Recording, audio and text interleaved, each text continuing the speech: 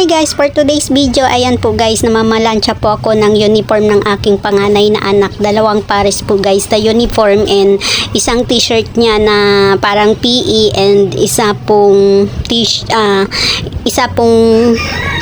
pantalon niya na maong. And ayan guys, dahil yung kanyang uniform is 3 pares lang po guys, dahil ngayon ay Monday, ginamit niya yung isa and then yan po guys ay nilaban ko 2 pares kahapon. So bali yan po ay pang bukas and sa Wednesday.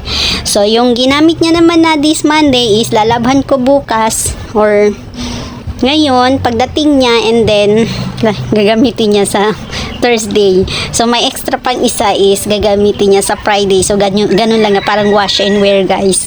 Dahil napakamahal ng uniform, kaya 3 pares lang ang aming pinagawa sa kanya na pinatahi para po ayun, di bale nang magwa-wash and wear guys, kasi sobrang mahal ng uniform ng college. And then it's coming pa naman na September is mag-pinner na siya, is ayun, mag-iiba na naman yung kanilang uniform sa sunod na taon. So gagastos na naman ulit guys ng mga uniform, and ayun, dahil po 4th year college na siya.